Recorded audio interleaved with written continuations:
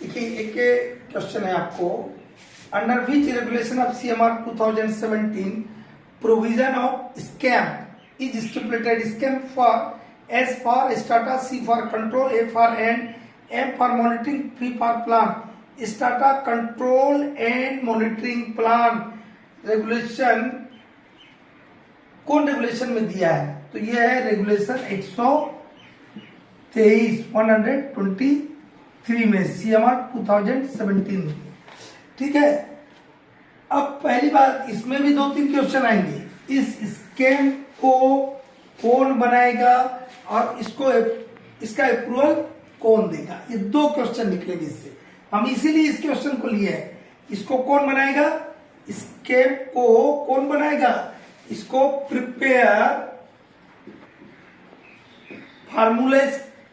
Formulation मतलब formulate करेगा और इंप्लीमेंट कौन करेगा? इंप्लीमेंट, प्रिपरेशन, फार्मुलेशन और इंप्लीमेंटेशन कौन करेगा बाबू बताइए? कौन जिम्मेदार है? ओनर, एजेंट और मैनेजर। ठीक है, who will be responsible for preparation, formulation and implementation of scam? Owner or agent or manager। इन तो सबसे लोएस्ट क्या हुआ? Manager, country manager, he will be responsible तीनों है। बट माइंस चलाने के लिए ओनर ने एजेंट को अपॉइंट किया है। एजेंट जो है क्या अधीन मैनेजर होता है, तो सबसे लोएस्ट क्या हुआ? मैनेजर। तो ये तीनों का ड्यूटी है, बट मैनेजर इसको प्रिपरेशन करेगा, फॉर्मुलेट करेगा और इंप्लीमेंट करेगा। और इस स्कीम को अप्रूव कौन करेगा? इसका अप्रूवल कौन देगा? अप्रूवल देगा रीजनल इंस्पेक्टर ऑफ माइंस। कौन देगा approval? RIM, regional inspector of mines. ठीक है, तो हम जब भी कोई क्वेश्चन बताएंगे उसमें 1-2 और भी चीजें रहेगा। कभी आपको पूछेगा स्कीम को फॉर्मुलेशन कौन करेगा, ठीक है, या इस स्कीम को अप्रूवल कौन करेगा? तो रीजनल इंस्पेक्टर माइंस करेगा। Preparation, formulation, implementation owner, agent और मैनेजर करेगा। ठीक है, नेक्स्ट अब आगे चलेंगे।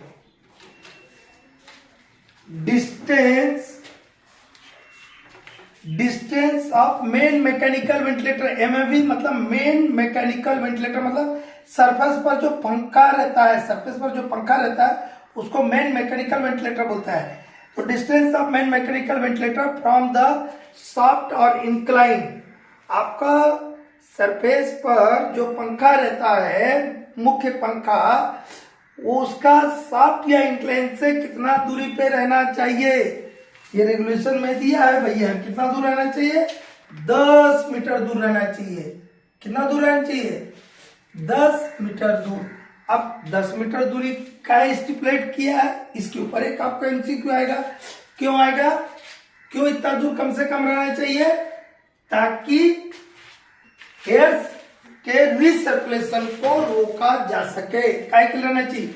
To prevent recirculation of air, to prevent air recirculation of air, to prevent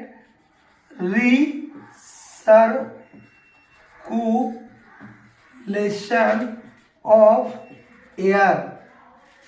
ये 10 मीटर का डिस्टेंस क्यों दिया है? ताकि यदि वही शाफ्ट है या वही इंक्लाइन है और उसके बगले में पंखा आप लगा दीजिएगा, तो पंखा यदि आपका एग्जॉस्ट फैन है जो रिटर्न एयर को खींच रहा है, वही हवा कहां से चल जाएगा? इंटेक एयर से घुस जाएगा।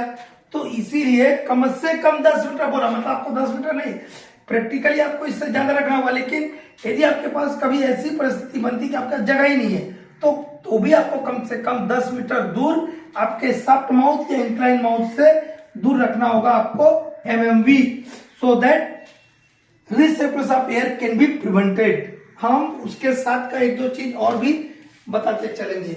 वाइंडिंग इन शाफ्ट को पढ़े होंगे, चलो करें। वाइंडिंग इन शाफ्ट में एंगल ऑफ फ्लिट पढ़े होंगे। कितना रहता है एंगल ऑफ फ्लिट? 1.5 डिग्री। कितना रहता है? 1.5 डिग्री, 1.5 डिग्री रखते हैं, इससे ज्यादा नहीं होनी चाहिए। Not more than 1.5 degree, 1.5 degree. ये इसको ऐसा भी लिखता है कोई 1 and 1/2 डिग्री। ठीक है, ये मिक्स नंबर वन है जी, मैथमेटिक्स में पढ़ते रहोगे, छोटे बच्चे रहोगे तब।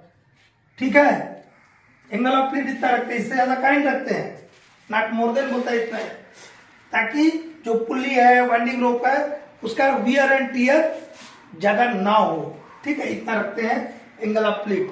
थोड़ा जल्दी जल्दी निकालेंगे, नहीं तो हम बोले ना कि 4000 क्वेश्चन भेजेंगे तो फिर निकल नहीं पाएगा, ज्यादा लंबा समझाएंगे। ठीक है, अच्छा VEQ का नाम सुने हैं वेंटिलेशन में? VEQ, ventilation efficient quotient. इस वेंटिलेशन इफिशिएंट कोशिएंट को डिटरमाइन कौन करेगा, कौन जिम्मेदार होगा? Who shall be responsible for determining the VEQ, ventilation efficient quotient. इसके लिए रिस्पॉन्सिबल कौन होगा? Ventilation officer. Who will be responsible? Ventilation officer. क्या लिख रहे हैं उसमें, नहीं जो हम बोल रहे हैं उसको ध्यान पूर्वक सुनिएगा, वीडियो में अपने आप हो जाएगा। ठीक है, हाँ, एक बहुत इंपॉर्टेंट चीज जो आपको सेकंड क्लास फर्स्ट क्लास में काम आएगा, परमिसिबल लिमिट ऑफ, परमिसिबल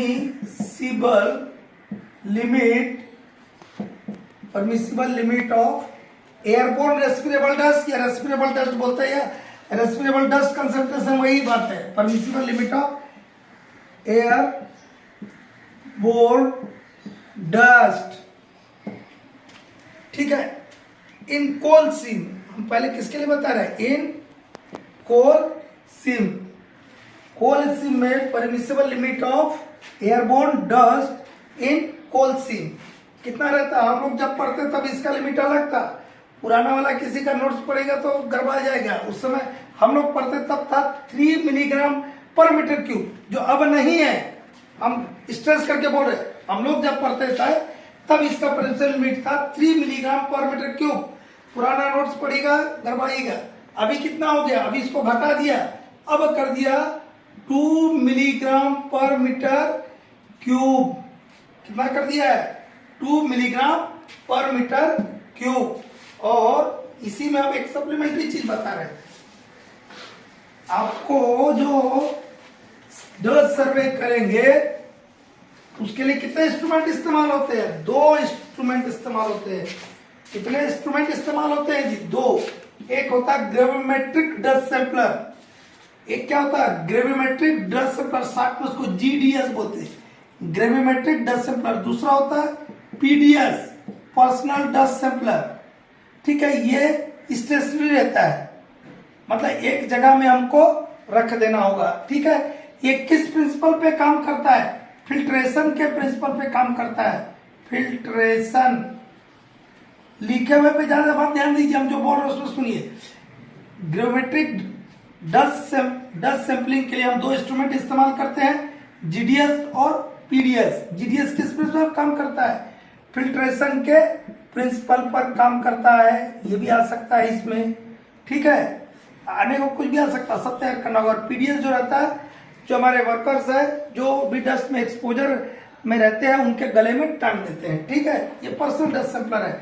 इसको portal to portal personal monitoring के लिए इसका इस्तेमाल करते हैं। यहां तक ठीक हुआ? ये वाला 2 मिलीग्राम पर मीटर क्यूब पे ध्यान दीजिएगा, पुराना वाला पढ़िएगा तो गड़बड़ाइएगा। हम 2-3 बार उसको बोले हैं। ठीक है,